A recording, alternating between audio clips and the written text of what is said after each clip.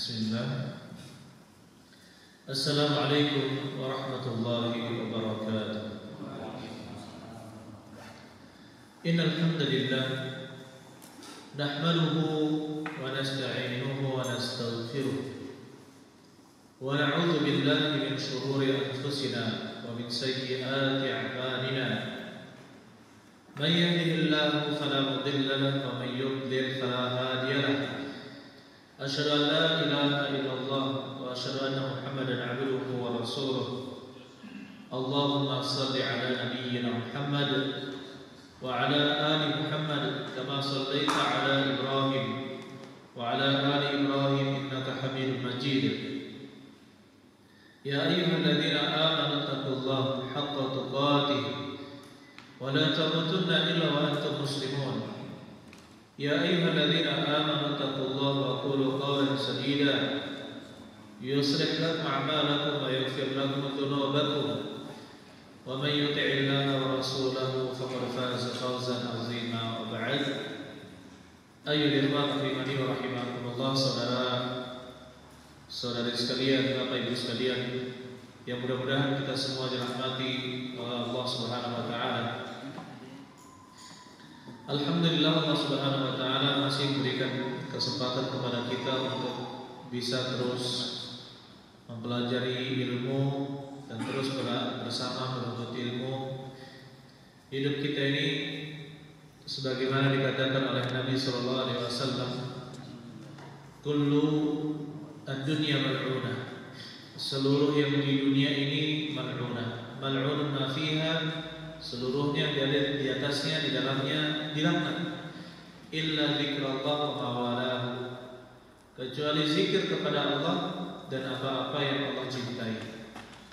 Zikir kepada Allah dan apa-apa yang Allah cintai. Wa aliman wa muta'alliman. Begitu pula orang yang berilmu dan juga orang yang mempelajari ilmu. Jadi kita di sini berusaha menjadi orang-orang yang termasuk ke dalam 4 jenis atau 3 jenis orang ini. Yang pertama, orang yang senantiasa berzikir, kemudian yang senantiasa melakukan apa-apa yang sesuai dengan keridhaan Allah Subhanahu wa taala. Kemudian yang ketiga adalah senantiasa mengajar kalau dia bisa mengajar, atau kalau tidak sedang mengajar maka sedang belajar. Jadi kita berputar hidup kita di keempat hal ini. Kalau tidak sedang berzikir, lakukan hal yang bermanfaat. Kita bekerja, benarkan dulu niat ketika kita bekerja, berdagang. Begitu pula kalau kita sudah memiliki ilmu, kita usahakan kita mengajar apa yang bisa kita ajarkan, walaupun kepada satu orang. Kita berikan nasihat, ya, kita berikan pelajaran, apa yang bisa kita ajari dari hal-hal yang bermanfaat. Begitu pula kita selalu dalam keseharian kita belajar, menuntut ilmu. Kalau tidak hadir di majelis ilmu, maka kita membaca buku atau mendengarkan kajian, maka insya Allah pahala akan terus kita dapatkan. Dan alhamdulillah, media-media sekarang sangat banyak sekali yang bisa kita gunakan untuk belajar. Begitu pula membaca. Sekarang kalau misalkan teman-teman kita ditanya, kapan terakhir baca buku?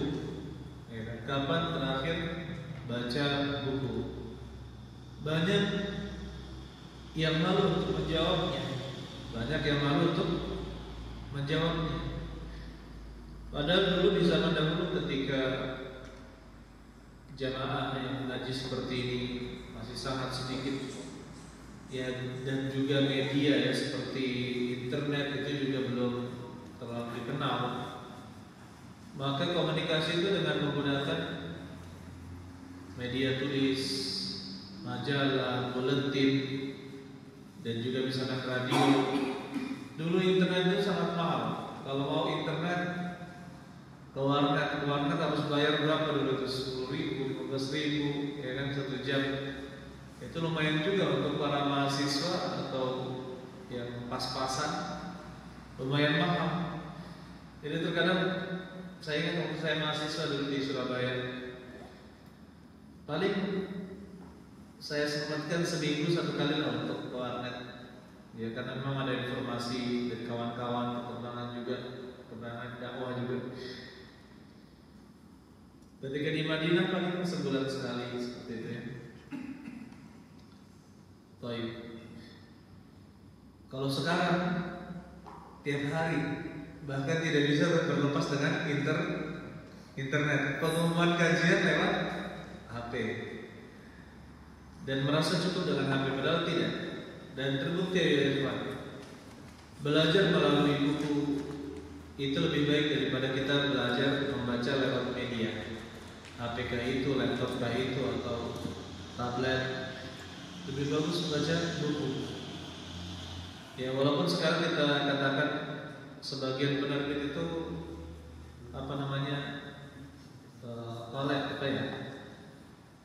berguguran, majalah-majalah berguguran gitu ya. Sudah tidak zamannya lagi majalah-majalah. Tetapi insya Allah kalau buku-buku agama, terutama buku-buku yang dibutuhkan untuk belajar, insya Allah akan terus digunakan.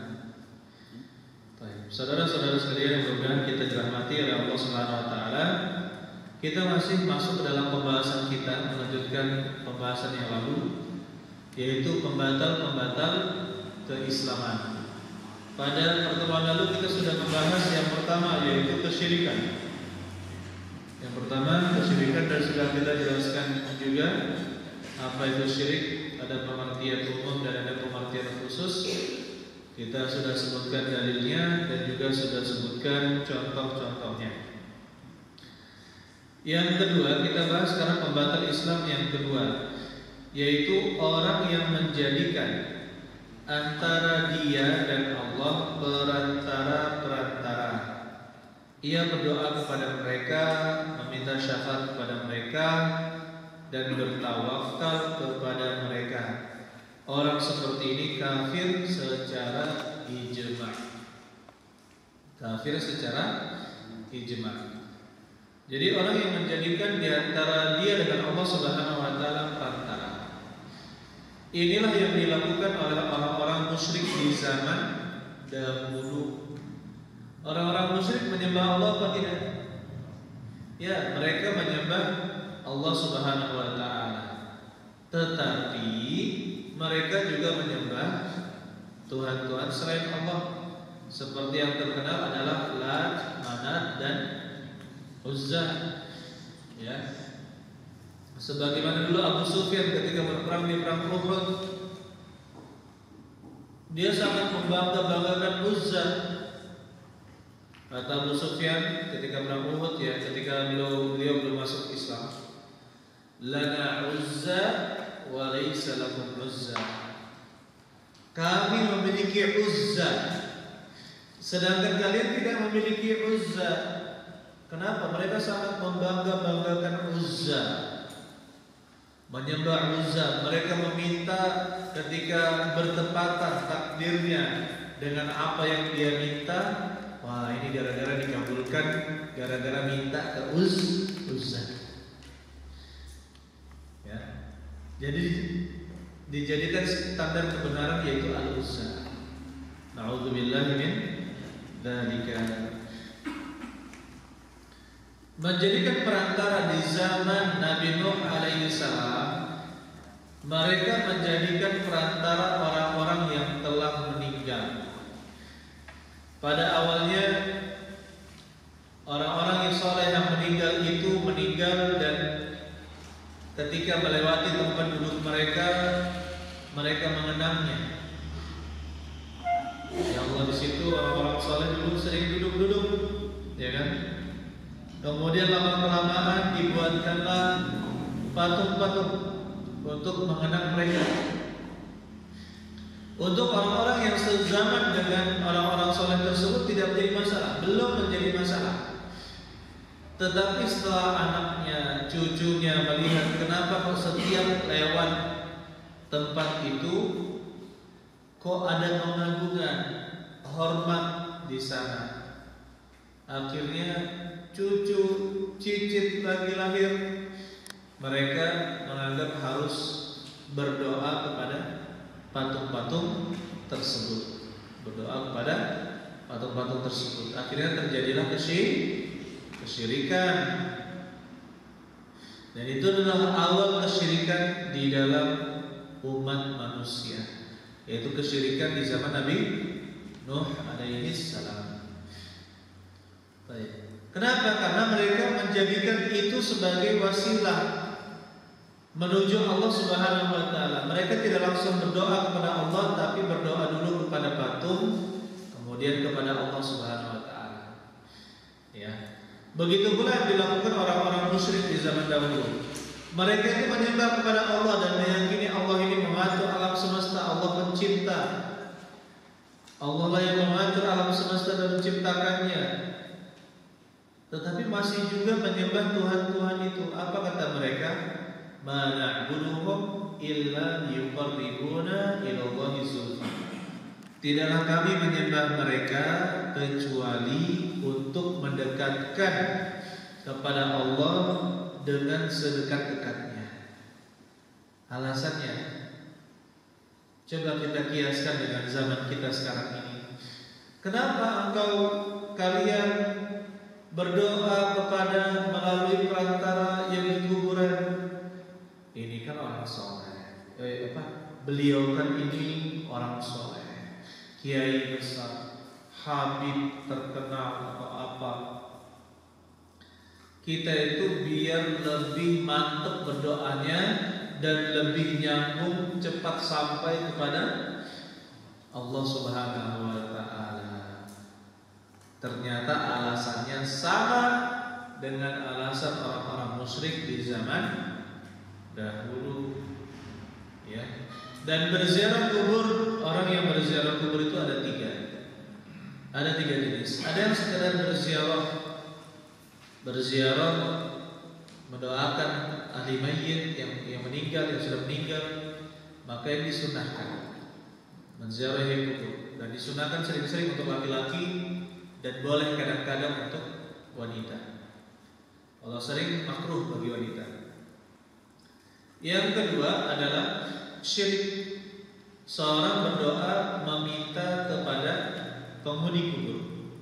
Ini syirik akbar, syirik yang mengeluarkan dari agama Islam. Begitu pula berdoa kepada Allah yang ketiga. Orang yang berdoa kepada Allah tapi melalui perantara yang ada di kubur. Jadi yang ada di kubur ini menjadi perantara untuk berdoa, wahai fulan, syekh fulan, kiai fulan, tolong sampaikan hajat saya kepada Allah Subhanahu wa taala. Ini juga sama, ini juga jatuh ke dalam kesyirikan. Seperti itulah kesyirikan di zaman jahiliyah dulu. Mereka menjadikan tuhan-tuhan, patung-patung itu sebagai perantara untuk menyampaikan kepada Allah Subhanahu wa taala. Sedangkan yang ketiga, orang yang berdoa di kuburan kepada Allah, dia langsung berdoa kepada Allah tapi meyakini bahwa di samping kubur ini lebih utama. Ya, yang ini tidak sampai ke derajat syirik, tetapi jatuhnya kepada kebid'ahan. Ya, tidak disyariatkan. Sesuatu yang tidak disyariatkan kemudian diadakan, maka jatuhnya kepada bid'ah. Ya, dia berdoa kepada Allah tapi merasa di samping kuburan ini lebih utama berdoanya daripada di masjid misalkan. Makanya seperti itu jatuh kepada kebid'ahan. Itu rinciannya. Kemudian untuk tawassul, bertawassul menjadikan perantara. Tawassul itu menjadikan perantara. Itu diperbolehkan pada tiga hal. Yang pertama, bertawassul dengan orang saleh yang masih hidup. Bertawassul dengan orang saleh yang masih hidup. Contohnya, wahai bapak fulan, tolong doakan kesembuhan untuk anak saya, tolong doakan saya agar dimudahkan untuk mendapatkan rezeki yang halal, tolong doakan saya. Jadi dia minta didoakan. Berarti dengan perantara orang yang soleh dan dia masih hidup. Hukum asalnya boleh-boleh saja. Akan tetapi dia berdoa langsung kepada Allah itu lebih utama daripada minta didoakan kepada orang lain. Ya, dan itu lebih utama kita berdoa sendiri kepada Allah Subhanahu wa taala. Kecuali orang yang benar-benar dinyatakan saleh oleh Rasulullah sallallahu alaihi wasallam. Ya, ahli surga misalkan. Sebagaimana Umar bin Al-Khattab disuruh untuk menemui seorang yang bernama Uwais Al-Qarani. Dia adalah tabi'iyun mukhadram. Tabi'iyun yaitu orang yang bertemu sahabat tidak bertemu dengan Rasulullah SAW. Mukhadram tabi'iyun sezaman dengan Nabi, mampu bertemu dengan Nabi, ya. Zamannya itu mungkin bertemu dengan Nabi tapi tidak pernah bertemu dengan Nabi SAW. Karena Uwais Al-Qarani berasal dari Yaman, ya, tinggal di Yaman, tidak bisa bertemu dengan Rasulullah SAW. Akhirnya Rasulullah mengatakan untuk mencari Uwais Al-Qarani. Akhirnya Umar bin Al-Khattab mencari rombongan dari Yaman, mencari rombongan dari Yaman. Akhirnya bertemu dengan siapa di antara kalian bernama Uwais Al-Qarani? Tidak ada. Sampai ada yang bernama Uwais Al-Qarani, orang yang soleh yang tidak terkenal, bahkan sangat tidak terkenal di kaumnya. Tapi kemudian Rasulullah SAW menyampaikan salam. Ya, kemudian Umar bin Khattab menyampaikan perkataan Nabi SAW untuk menemui Uwais Al-Qarani. Ya, kemudian istighfar li Umar, minta ampunlah untuk Umar. Ya, akhirnya didoakan oleh Uwais Al-Qarani. Boleh, ini juga termasuk apa, minta didoakan kepada Uwais Al-Qarani. Itu kan Uwais Al-Qarani jelas gitu ya. Sahabat yang disuruh untuk menemui tabi'iyun mukhadram, yang disuruh untuk menemuinya. Adapun kita, ya, meskipun terlihat ada orang yang soleh, zahirnya soleh, kita tidak tahu isi batinnya.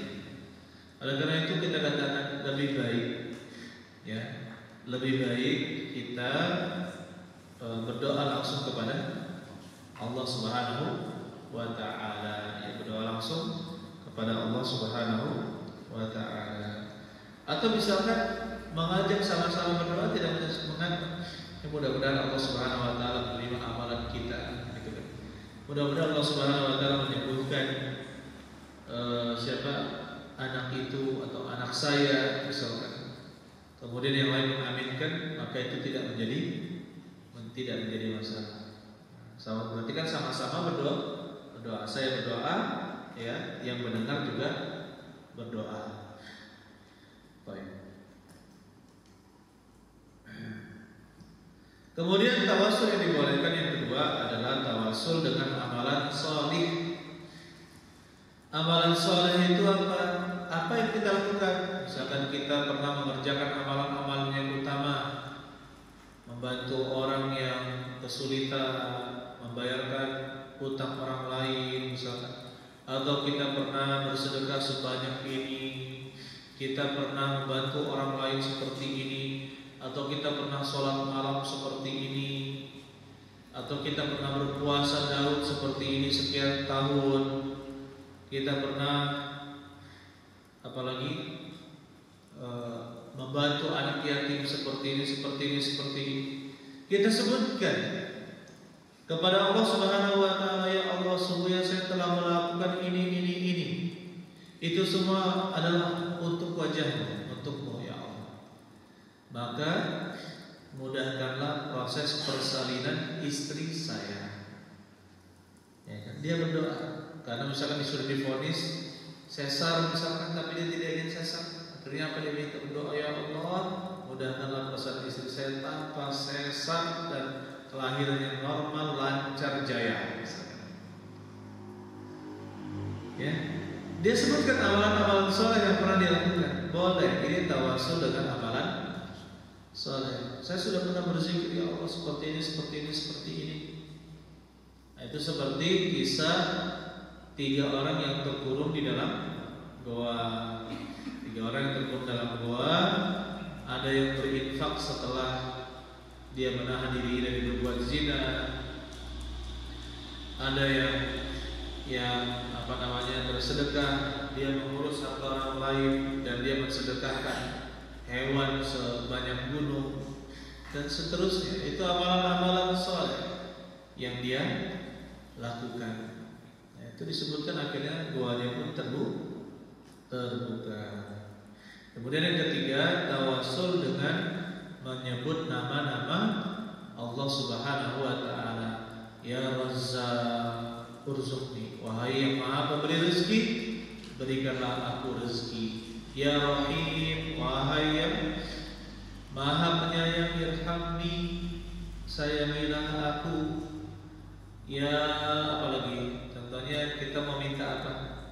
Ya Ghani, wahai yang Maha Kaya, ya aghnini minal faqri wasakana wal miskin wasakana, cukupkanlah aku dari kefakiran dan kemiskinan. Ya Ghani, wahai yang Maha Kaya, aghnini minan nas. Ya Aziz, ya Azizni, muliakanlah aku dengan tidak meminta-minta. Jadi di sini kita meminta kepada Allah Subhanahu wa taala apa? Dengan nama-nama Allah Subhanahu wa taala. Apalagi kita berdoa dengan Ismuhu Al-A'zam, yang namanya yang paling besar. Minta kepada Allah Subhanahu wa taala. Jadi kalau misalkan orang bertawasul dengan kuburan, baik dia bertawasul, kan kalau tawasul berarti dijadikan perantara untuk berdoa kepada Allah, maka itu jatuh ke dalam kesyirikan. Kalau dia minta langsung ke kuburan, wah itu parah itu ya. Minta langsung kepada kuburan, wahai Habib Fulan, wahai Kiai Fulan, ya sungguh saya miskin, kayakanlah saya sakit, sembuhkanlah aku. Maka yang seperti itu sangat jelas kesyirikannya. A'udzubillahi min dzalik. Yang ketiga, orang yang tidak mau mengkafirkan orang-orang musyrik dan orang yang masih ragu terhadap kekufuran mereka atau membenarkan mazhab mereka, maksudnya agama mereka, pemikiran mereka, dia itu kafir. Orang yang tidak mau mengkafirkan orang-orang musyrik, sudah jelas dia itu musyrik. Agamanya agama KTP saja. Ya, agamanya agama KTP saja, Islam KTP misalkan. Atau misalkan jelas-jelas dia adalah wathaniyun, para penyembah berhala patung. Sudah sangat jelas dan dia bukan orang Islam. Maka kewajiban kita adalah mengkafirkan orang tersebut. Ya kalau misalkan mau lebih sopan, maka bahasa menon-Islamkan orang tersebut. Nah, istilah aja dari zaman dulu nggak masalah, ya kan? Cuma sekarang menjadi masalah gara-gara orang-orang liberal menjadikannya masalah. Padahal dulu zaman-zaman dahulu sampai zaman Pak SBY itu nggak ada masalah tuh ya kan? Tidak masalah. Cuma sekarang bergerak nih orang-orang yang tidak suka Islamfobia, merasa tersinggung dengan istilah kafir. Padahal kan istilah kafir itu istilahnya orang Islam untuk menunjukkan non-Islam. Kalau orang-orang Nasrani mengatakan domba-domba sesat untuk menunjukkan yang bukan Nasrani, ya kan? Ya kalau memang betul-betul mau adil, sebutkanlah. Jangan menggunakan kata-kata kafir, jangan menggunakan istilah domba-domba sesat, jangan menggunakan istilah dalam agama ini seperti ini, seperti ini, seperti ini. Adil kan? Tapi kalau misalkan disebutkan jangan menggunakan istilah kafir saja, nah di sini perlu kita pertanyakan, kenapa dikhususkan istilah itu? Nanti kerepotan kita. Surat Al-Kafirun, surat orang-orang non-Islam. Gimana? Iya kan? Padahal jelas-jelas Al-Kafirun. Jadi seharusnya tidak dijadikan permasalahan ya istilah tersebut. Ya, kalau masalah tersinggung atau tidak, masalah toleransi itu urusan lain, itu masalah adab. Tapi kalau misalkan mencampur adukan agama, ya dengan perasaan, maka tidak diperbolehkan. Ya, makanya kita tidak akan bisa melepaskan kata kafir, karena di buku orang Islam itu tidak akan bisa dilepas kata kafir. Di pondok-pondok pesantren juga demikian, tidak mungkin dilepas dengan kata kafir untuk menunjukkan ya orang yang bukan Islam. Begitu pula orang yang masih ragu terhadap kekufuran mereka. Sudah jelas-jelas kafir, saya ini ateis. Dia bilang saya ini ateis, saya ini agama Yahudi. Dia bilang seperti itu. Jangan terburu-buru mengkafirkan dia. Loh kok seperti itu? Dia sudah jelas-jelas mengatakan saya ateis, tidak bertuhan, atau mengatakan saya ini pengikut Yahudi. Itu masih diragukan kekafirannya. Itu dari mana asalnya? Ya, kita katakan ya Ikhwan, semenjak berkembangnya Islamfobia dan juga berkembangnya aliran yang disebut dengan aliran Islam liberal yang berpandangan bebas, semua agama sama, up to you, yang penting apa? Yang penting aman damai. Maka kita katakan ya kawan, Indonesia itu bersatu karena orang-orang Islam. Allah jadikan satu. Ada tidak kita keinginan untuk menghancurkan Papua? Tidak. Kenapa? Di sana banyak ada saudara-saudara kita Muslim juga, ya kan? Kita tidak ada keinginan dari dulu seperti itu. Padahal ini kalau di benua lain, ini sangat mudah untuk berpecah belah. Tapi Allah tetap jadikan ini satu kesatuan. Dan orang Islam kalau katakan NKRI harga mati, iya harus. Orang Indonesia bilang NKRI harga mati, iya wajib. Cuma kan bedanya sekarang kita tidak bisa berjihad karena tidak diizinkan oleh pemerintah. Adapun yang berjihad kan sekarang TNI atau polisi kan. Yaitu mereka kalau mengambil keutamaan jihad tuh jihadin orang-orang yang separatis, menginginkan apa berpisah dengan Indonesia. Sekarang masalahnya kita tidak diizinkan oleh pemerintah kita untuk berjihad, sudah berarti kita mencari jihad yang lain, jihad yang lain. Salah satunya adalah apa? Menuntut ilmu, ya. Baik. Allah Subhanahu wa taala mengatakan dalam surat Al-Baqarah ayat 256, "Faman yakfur bit-taghuti wa yu'min billah faqad istamsaka bil 'urwatil wuthqa." Barang siapa yang mengingkari taghut, sembahan selain Allah, wa yu'min billah, dan dia beriman kepada Allah, faqad istamsaka bil 'urwatil wuthqa, maka dia telah berpegang teguh dengan ikatan yang sangat kuat. Di situ disebutkan faman yakfur bit-taghut, barang siapa mengingkari taghut, sembahan selain Allah. Berarti kan di sini ada dalam ayat ini harus ada kita pengingkaran dan mengatakan ini bukan orang Islam. Kemudian wa yu'min billah, berarti yakin kepada Allah, ini orang Islam.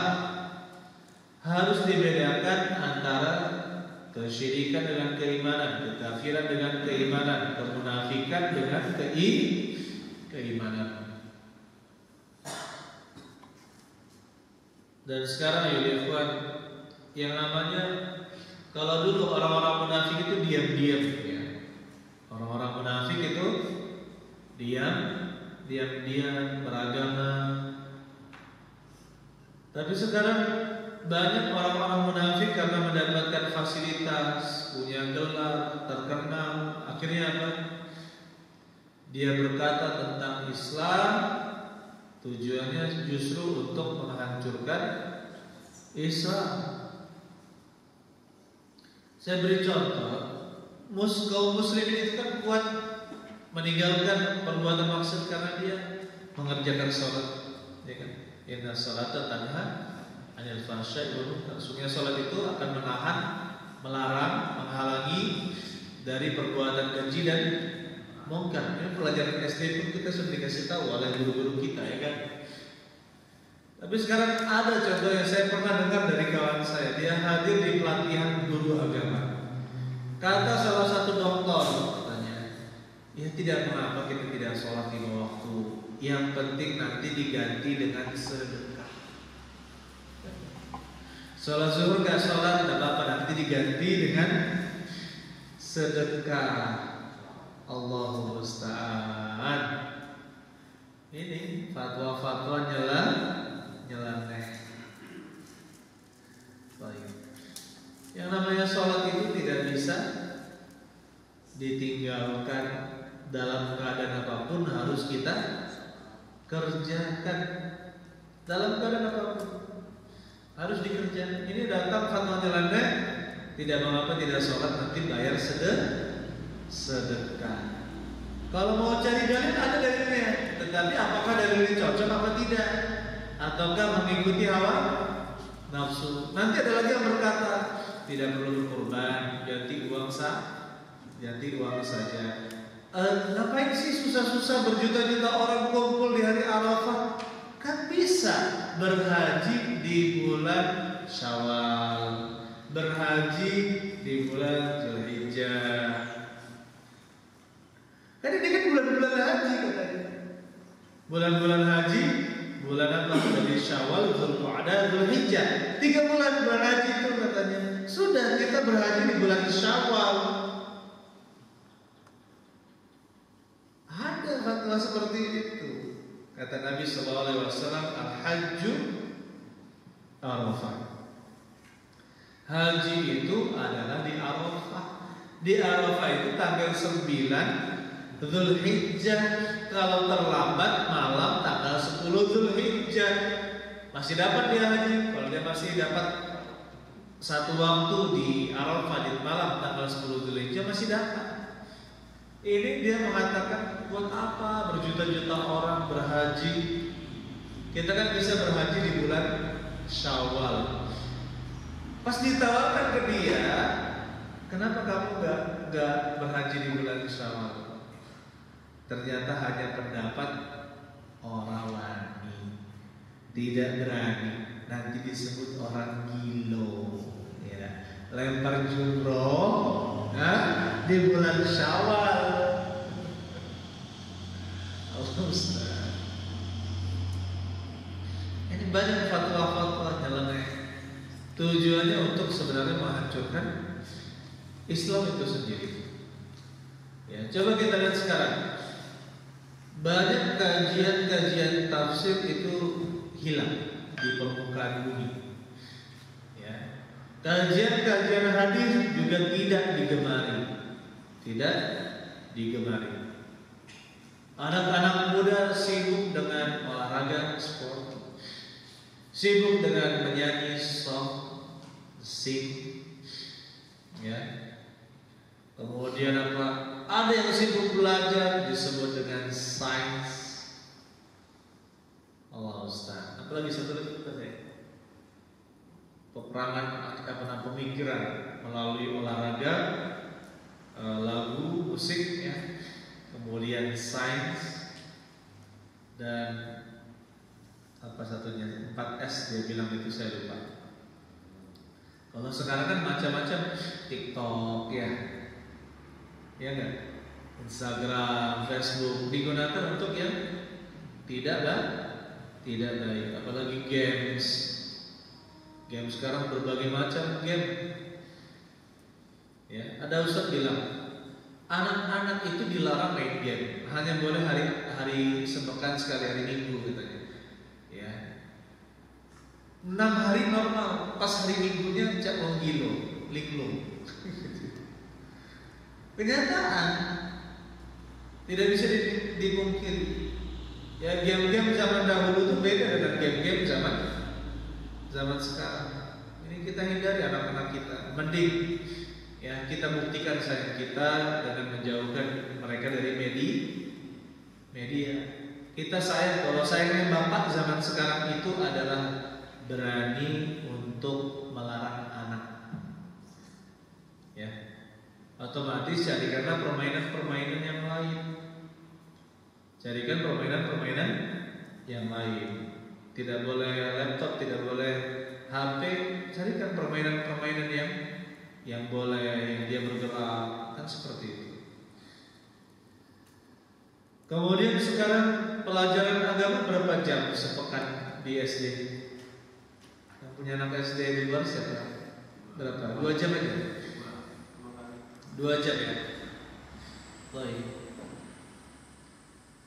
Sedangkan agama itu untuk 24 jam. Agama itu untuk 24 jam. Semakin dijauhkan dengan nilai-nilai agama.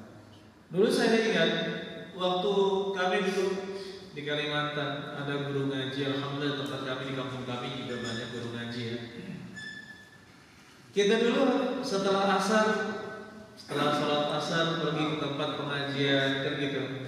Main di tempat pengajian, setelah maghrib praktek sholat berjamaah, berzikir. Setelah isya untuk yang gede-gede ada 3 kali sepekan itu belajar fikih, belajar tajwid, belajar akidah. Dan orang tua kita oke saja, silakan. Tidak seperti sekarang. Baru lanjut sampai memang setelah maghrib, waduh anak saya nanti tertekan, ya. Anak saya nanti akan stres kalau misalkan ikut mengaji lama. Padahal anaknya kapan kursus matematika, kursus bahasa Inggris, masa kita dihonji, dipaksa ikut yang seperti itu. Nah, sebenarnya ya ikhwan, kalau kita sudah yakin bahwa rezeki itu sudah ditakdirkan oleh Allah Subhanahu wa taala, maka berikanlah yang terbaik untuk anak kita, untuk kebaikan dunia dan akhirat. Apa yang terbaik untuk dunia dan akhirat itu yang kita berikan. Kalau anak kita tidak mampu kita ajari agama karena keterbatasan kita, ilmu kurang, waktu juga tidak ada, ya sudah, antarkan ke mana? Ke tempat-tempat pengajian. Alhamdulillah seperti di sini kan ada. Di masjid ini ada rutin bahasa Arab, baca Quran, setoran hafalan, ada ustaz dan ustazah. Kalau kurang kita nanti tambahkan, kalau seandainya kurang, gitu kan? Ada ustaznya, muridnya nggak ada.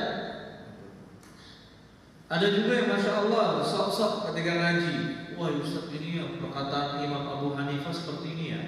Ya saya bilang, perkataan Imam Syafi'i seperti ini, ya masya Allah.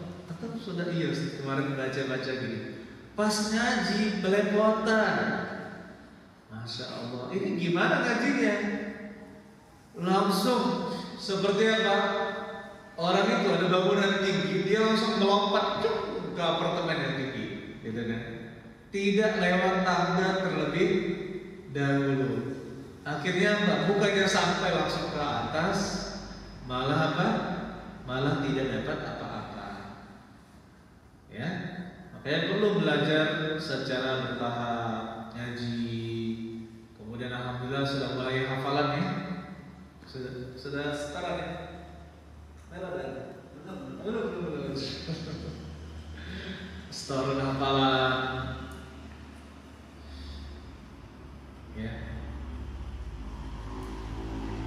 Kemudian nanti setoran hadis kan gitu. Belajar itu bertahap. Kemudian selanjutnya jam berapa Isya?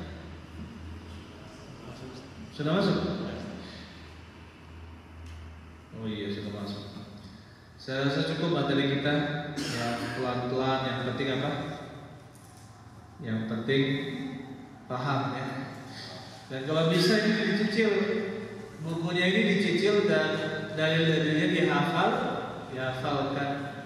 Pelan-pelan dihafalkan dalilnya. Insya Allah nanti terbiasa menghafal dalil, maka ilmu akan semakin bertambah.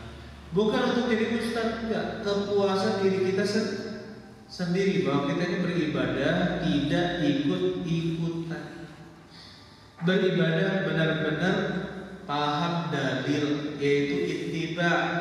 Karena manusia itu kan ada tiga, ada alim berilmu, ada muttabi', yaitu mengikuti Rasulullah SAW dengan dalil-dalilnya, dan yang ketiga adalah awam, ami, orang awam yang hanya mengikut tanpa tahu dalil.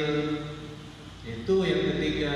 Kalau untuk menjadi, dan ulama itu pernah melewati masa-masa semuanya. Begitu pula muttabi', orang yang mengikut dalil itu juga pernah merasakan menjadi orang awam, pernah merasakan menjadi orang awam. Oleh karena itu, ayo ikhwan terus berusaha hafalkan dalil, baca dalil, pahami dalil.